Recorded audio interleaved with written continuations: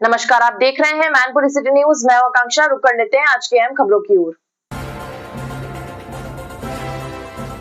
हिंदू सम्मेलन में पहुंचे हनुमानगढ़ी अयोध्या के महंत राजू दास का एक विवादित बयान सामने आया है। महंत राजू दास ने स्वामी प्रसाद मौर्य को लेकर आपत्तिजनक टिप्पणी करते हुए कहा कि वे हिंदुओं को आतंकवादी कहते हैं और जहां भी मिले उन्हें जूते से मारा जाना चाहिए। यही नहीं, उन्होंने यह भी कहा कि वे संत हैं इसलिए माला जपते हैं, यदि गृहस्थ होते तो लाइसेंस लेकर गोली मार देते।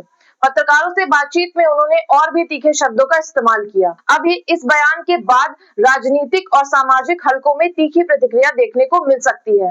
एक ही बात कहेंगे, हिंदुओं से अपील करेंगे, जहां उसको देखो जूता लेकर उसकी मुंह लाल कर दो।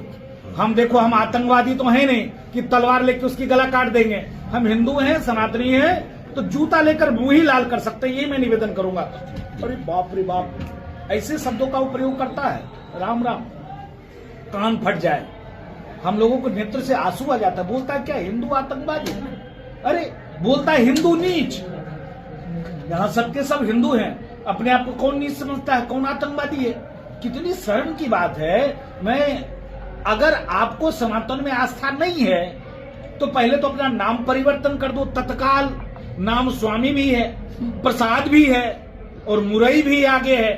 तो कहने का मतलब है उनको अपना नाम परिवर्तन कर देना चाहिए। और हिंदुओं से हाथ जोड़कर अपील है, करबद्ध प्रार्थना है कि भैया हम लोग साधु हैं, तुम्हारे जैसे होते तो असलाह लेकर और टक टक टक टक उड़ा देते उसको। लेकिन क्या करें, अपना तो काम है माला फेरना और वचन के माध्यम से लोगों को संगठित करके और उपदेश देना। अगर हम सदगृहस्थ होते तो डंके की चोट पे कहते कि लाइसेंस बनवाते, असलाह खरीदते और स्वामी प्रसाद मौर्य के सीने पर गोली मार देते। फिर मैं कह रहा हूं, कितना अपशब्द का प्रयोग करता है, कोई सुन सकता है क्या? हिंदू पता कैसे नहीं बर्दाश्त कर पा रहा है, कैसे उसको बर्दाश्त कराए हिंदू?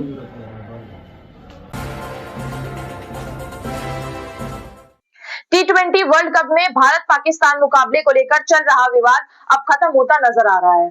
तीनों देशों के क्रिकेट बोर्ड की बैठक के बाद यह फैसला लिया गया है कि भारत और पाकिस्तान के बीच मैच कराया जाएगा। श्रीलंकाई क्रिकेट बोर्ड ने भी साफ कहा है कि यह मैच न होने की स्थिति में उन्हें भारी आर्थिक नुकसान उठाना पड़ेगा, क्योंकि होटल और स्टेडियम पहले से ही बुक हो चुके हैं। वहीं पाकिस्तान में हुई बैठक के बाद कुछ शर्तों के साथ भारत के खिलाफ खेलने पर सहमति बनी है। इस फैसले को लेकर मैनपुरी के क्रिकेट प्रेमियों ने क्या प्रतिक्रिया दी है, यह आप आगे देखेंगे। वर्ल्ड कप से बाहर हो रही थी, मना कर दिया था। अब आज ही खबर आई हुई है कि पाकिस्तान और भारत का मुकाबला श्रीलंका में ही खेला जाएगा। क्या कहना है आपका? नहीं, ये अच्छी बात है। पाकिस्तान और हिंदुस्तान के अगर क्या नाम है मोहब्बत बन रही है और अब वो अपनी IPL में आ रहे हैं तो अच्छी बात है। IPL नहीं, T20 वर्ल्ड कप जो जो खेला जा रहा है उसमें ही में अगर वो भाग ले रहे हैं तो अच्छी बात है, हमारे रिश्ते अच्छे होंगे। कहना आपका? और देखिए, चांसेस तो बहुत ज़्यादा थे इस बात के। हालांकि मना जरूर उन्होंने कर दिया था पाकिस्तान बोर्ड ने कि नहीं खेलेंगे, लेकिन बहुत चांसेस थे कि ये मैच होगा। उसका रीजन ये है कि सारी की सारी प्लानिंग जो ना पहले से ही हो जाती है और इन्होंने एट द लास्ट मोमेंट बना किया था। तो एक प्रेशर भी कोई चीज़ होती है। ICC ने प्रेशर बनाया, उसके बाद प्रेशर जो है वो उसकी तरफ से, आपका जो श्रीलंकन क्रिकेट बोर्ड है उसकी तरफ से भी बनाया गया। और एक्चुअली अगर ये मैच नहीं खेलते तो इनका तो आप समझिए क्रिकेट जो है वो खत्म ही हो जाता है, क्योंकि फिर इनका बॉयकॉट स्टार्ट होता है। क्योंकि ये गली मोहल्ले की तो चीज़ है नहीं कि हम खेलेंगे हम नहीं खेलेंगे। और मुझे लगता है कि पाकिस्तान क्रिकेट बोर्ड जितना बेवकूफ़ बोर्ड ना मैंने आज दिन तक जो है ना वो नहीं देखा हुआ है। क्योंकि इंटरनेशनल लेवल पर चीज़ें होती हैं और ये लोग जो जिद करते हैं ना, वो गली मोहल्ले में जो बच्चों वाली जिद होती है ना वो रहती है। तो इन सारी चीज़ों को ध्यान में रखते हुए जैसा मैं एक्सपेक्ट कर रहा था, ये मेरा अपना मानना था कि मैच होगा और वो मैच हुआ भी। करेहल थाना क्षेत्र के शिक्षा सागर हायर सेकेंडरी पब्लिक स्कूल महालपुर से एक गंभीर मामला सामने आया है। आरोप है कि एक छात्रा को शिक्षक द्वारा बेरहमी से पीटा गया, जिसका वीडियो भी सामने आया है। घटना की शिकायत लेकर पहुंचे परिजनों के साथ स्कूल प्रबंधक द्वारा अभद्रता किए जाने का भी आरोप है। हम लोगों को मारे से चला जाता है, वो टीचर को डंडे से मारता है बहुत सख्त से। और पेरेंट्स गए शिकायत करने तो पेरेंट्स को मैनेजर धमका रहे थे। नहीं, वजह क्या है, क्यों पीट रहे, क्यों पता नहीं, गुस्से में आता है। जैसे बहुत बड़ा क्वेश्चन था, उसमें एक शब्द भूल गए तो टीचर ने धत्ती पे डाल लिया और वो मारने लगे कस कस के। सर, कल बच्चे को स्कूल में बेरहमी से मारा गया है। तो सर हम कल, ये बच्चा मेरा लगभग 2:30 बजे घर आता था जी। तो 2:30 बजे नहा के ये फिर मैंने इसका इंतजार 20 मिनट और किया, 2:45 बजे तक किया, यानी 2:45 बजे तक आ जाएगा, कहीं बच्चों में होगा। लेकिन सर वहाँ मामला कुछ और ही था। मामला ये था सर, बच्चे को किसी मतलब पीरियड खत्म होने के बाद बच्चे ने किसी प्रकार वो ताली बजा दी, तो इस नसीम खान ने सब टीचर जो हैं उन्होंने बेरहमी से बच्चे को मारा है और दीवार में लगा के घसीट के बाल खींच के, तो इसके शरीर में काफी चोटें भी हैं। तो परिजनों का कहना है कि पुलिस ने शुरुआत में ठोस कार्रवाई नहीं की।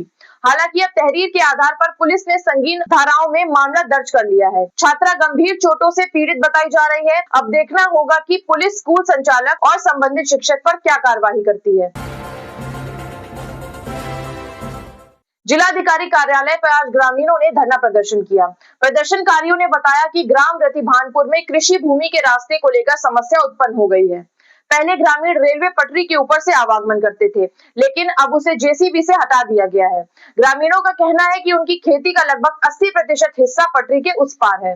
उनकी मांग है कि रेलवे पुल का निर्माण कराया जाए ताकि आवागमन में किसी भी प्रकार की परेशानी न हो। सिंह जी, तमाम लोग ग्रामीण है, क्या समस्या है? आज इतनी समस्या गंभीर है कि rail Etawah Mainpuri rail line बनी थी, उसमें इन्होंने ये कहा था कि रेल के ऊपर से उतार चढ़ाव बना देंगे तो ग्रामीण पूरब से पश्चिम, पश्चिम से पूरब साइड में उतरते रहेंगे।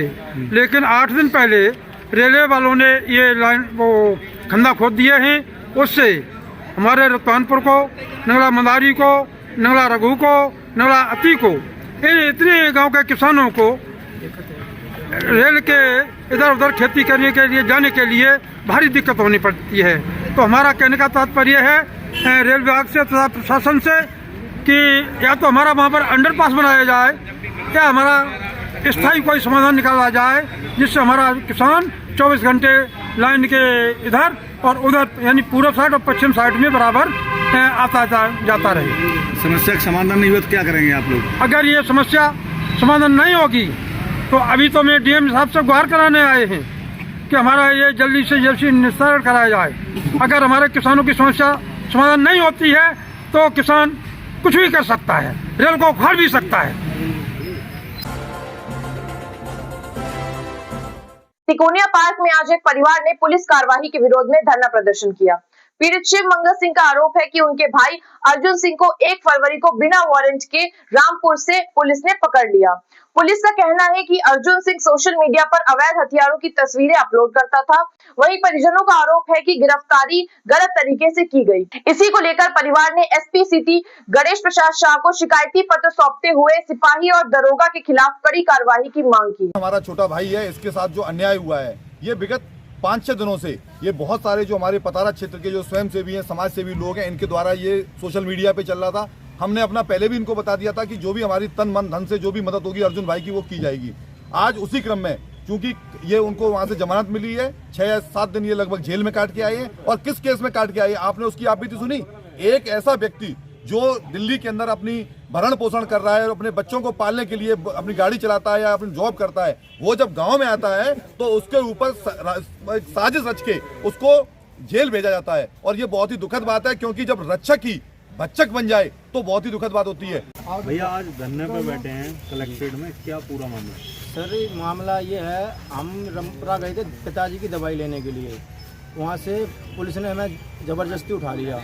मैंने बोला पिताजी की दवाई ले, लेकिन हमें ये नहीं पता था किस चीज़ में उठा के लेके जा रहे हैं। तो ये हमें कुर्रा लेके गए, लगभग 2 बजे के टाइम पे उठा के सीधा कुर्रा जाके पहुँचे। वहाँ से जब वापस हमें 9 बजे वहाँ पे जाके मुझे बैठा दिया।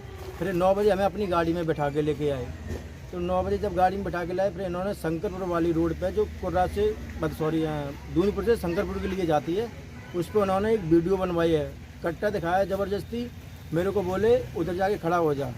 एक सिपाही था, उसको साइड में खड़ा कर दिया। क्या नाम था सिपाही का? चेतन तिवारी। चेतन जी। कल पत्रकारों से बातचीत करते हुए पर्यटन एवं संस्कृति मंत्री जयवीर सिंह ने बड़ा बयान दिया। उन्होंने कहा कि भारत रूस जैसे देश से तेल नहीं खरीदेगा।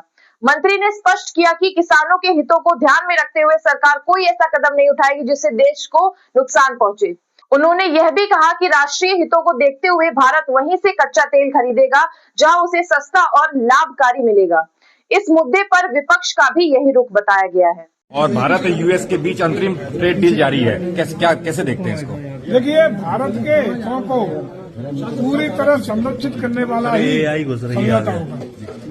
दो शंकाएं लगातार जो विपक्ष द्वारा व्यक्त की जा रही है।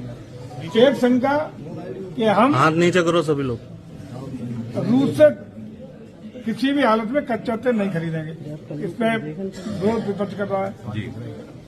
दूसरा, किसी भी जो हमारी डेयरी उद्योग है, डेयरी प्रोडक्ट हैं या एग्रीकल्चर प्रोडक्ट हैं, उसकी चिंता व्यक्त करने का काम, दो ही तो मेरे को चिंता है, दोनों पर निश्चिंत रहिए। भारत सरकार ने भी स्पष्ट कर दिया है कि अपने राष्ट्रीय हितों की, किसानों के हित पर कोई समझौता नहीं होगा, किसानों का हित सुरक्षित रहेगा। भारत अंतर्राष्ट्रीय मार्केट से जहां उसे सस्ता तेल मिलेगा वहां से खरीदेगा। किसी भी बाहरी देश के दबाव में अपनी तेल खरीद की नीति हो या अन्य व्यापारिक नीति हो, भारत किसी भी देश के दबाव में कोई समझौता स्वीकार नहीं करेगा। मंत्री, संसद में हंगामे के कारण संसद में हंगामे के कारण शशि थरूर अपना कश्मीरी पंडितों प्राइवेट बिल के नहीं पेश कर पाए। उन्होंने कहा बिल फिर टाल दिया गया है, क्या कहेंगे? देखिए, बिल आते हैं, पेश होते हैं, प्रस्तुत होते हैं, उन पर विचार होता है, सम्यक विचारोपरांत पारित होते हैं। राष्ट्र हित का लिया हुआ कोई भी निर्णय न वापस होगा न समझौता होगा।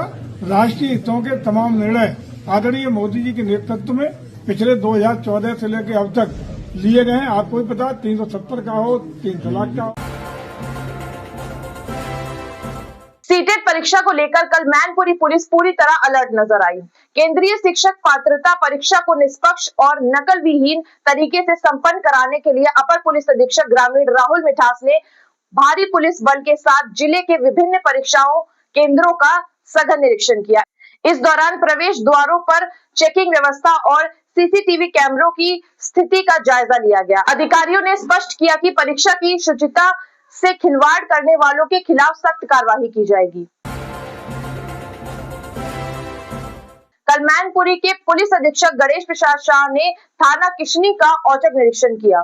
इस दौरान मिशन शक्ति केंद्र, CCTNS कार्यालय, महिला हेल्प डेस्क, विवेचना कक्ष, भोजनालय और शास्त्रागार का बारीकी से निरीक्षण किया गया। एसपी ने साफ सफाई, जन शिकायतों के त्वरित निस्तारण और लंबित विवेचनाओं को समय पर पूरा करने के निर्देश दिए। एसपी ने संकेत दिए कि जनपद के सभी थानों का निरीक्षण लगातार जारी रहेगा।